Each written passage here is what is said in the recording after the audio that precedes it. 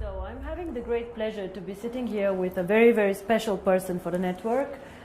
This is Mr. Kari Valros, and he is the European ambassador of OneCoin. So he is somebody who drives actually the network in Europe, be it the Scandinavian countries, Germany, UK, but also Russia and Kazakhstan, which are very important markets for us actually. So Kari, how have the last months been for you? Oh, where could I be? Where could I start? So first of all, I'm very happy to be here with you with the new fantastic office. But since I started my travel as an ambassador, it has been an amazing journey for me. I've been a kind of a rock star in this industry a long time, but actually this has created me first time in my life to be a little bit humble, but absolutely honorable to have to work with the people, because I never seen so many happy people in my life ever. So wherever I arrive, people are happy and smiling and very polite, and it feels like a big family which is being created all around. So it's been an amazing experience so far. So I know you want to ask me some questions, but before we do this, I want to ask you one. We all know that I'm more a financial person and not so much in the network, but share with me, why do you think people like OneCoin so much? What is the reason that they get excited by the concept and like it? I think first thing is because there are no demands. It's, you can join and you are not asked to do anything. That is something that people are attracted to. And once they get the right information, which is, by the way, not really available because there is so many wrong information, but once you give them the right information, it's so simple and clear and understandable. And I think because there is no demand and people see that they belong something. Mm-hmm. They belong something bigger, and this is how I think it is the most important thing. Well, this makes me, of course, very, very happy. Now, you want to ask me a few questions, so go ahead. Well, of course, I work basically in Europe and CIS. So, what Europe means to OneCoin? Well, Kari, we started actually. OneCoin was when we started. It was strongest in Hong Kong and in China. So we opened the first office in Hong Kong, and we received huge support from these markets. China is a very, very interesting country. They love innovations, they love cryptocurrency, and they supported us in the beginning very, very much. Then when I speak about cryptocurrency and the users of cryptocurrency, I believe the emerging markets will be the users actually of cryptocurrency, not so much Europe, because Europe is spoiled. If I want to send money from Bulgaria to Sweden, it's very fast, it goes really, really fast. Or the guys from Germany to UK. It is not that difficult, like for example from Singapore to India. But what for me is special about Europe is Europe normally are the earliest adopters to any technology.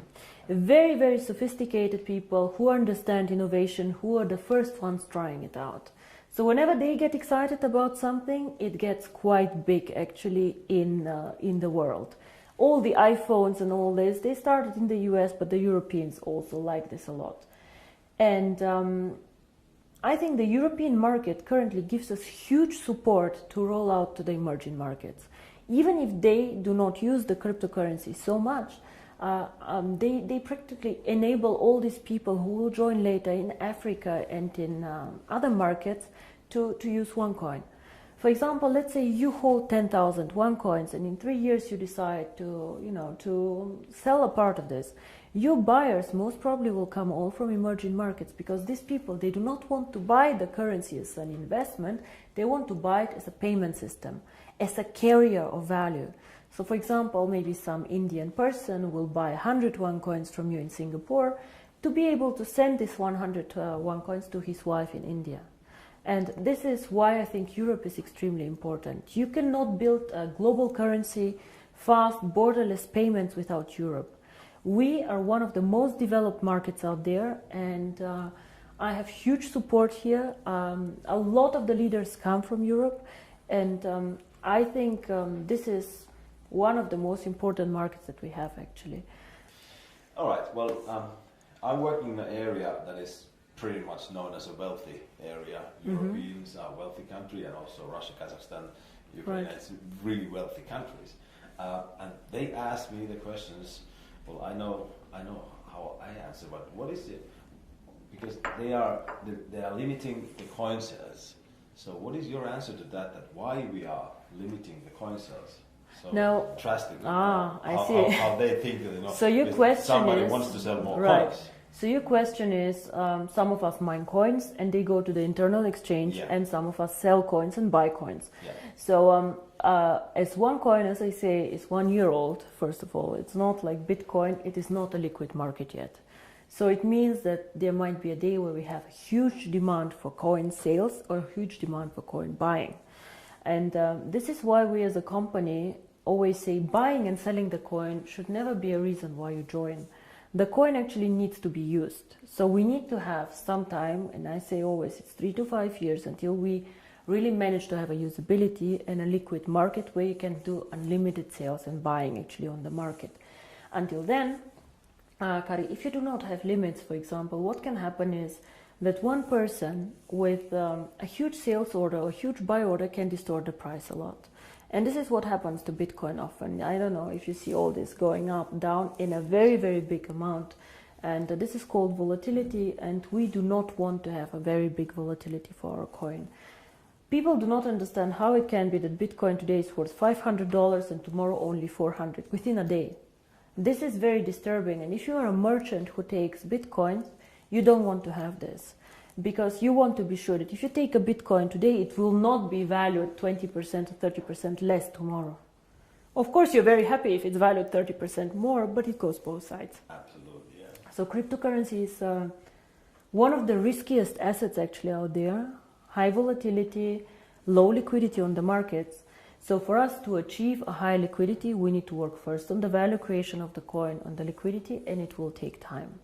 So all these people, why we have created this exchange? We have created it so people can learn to trade it, but it's not a self, the idea is not just that we go buy and sell the coin there, but we wait for the usability of the coin. This coin is very, very young. We have so much way to go, but we have created miracles already. So I'm looking very, very positive into the future. But remember, the internal exchange is demand and supply. So you have to find somebody who wants to sell coins to buy, and the other way around. So the company itself is not obliged to buy back your coins or to sell your coins. If I don't have coins, I cannot sell them. Yeah? And as a company, we do not buy back the coins. So it's always you selling your coins to somebody else or somebody else buying from you. Don't forget also a bit the time differences. When China sleeps, you're awake, and so on. So sometimes, as I said, the market is not liquid and not efficient yet. And then the other question is, which relate to that, is that how is the value created? Now, there are two questions I think inside here. First is what is the value of cryptocurrency, and the second is how do we determine today if one coin is valued €1, €2, or €5? Yes. So we have a concept which is called mining difficulty.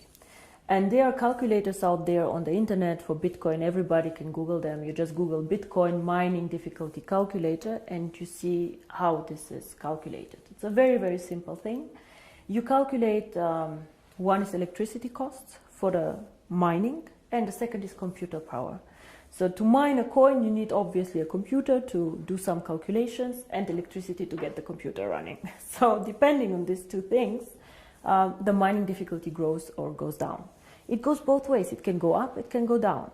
The more miner join, however, the more people who want to mine, the higher the mining difficulty goes. Because more of them are in the pools. And this is, of course, what happens to one coin. So you can simulate this with these calculators. It's nothing that one coin invented. And this is how we today measure the value of the coin. Yeah? So we say if it costs us €5 to create the coin due to electricity, the servers and the computer power, this is what we think is the appropriate price.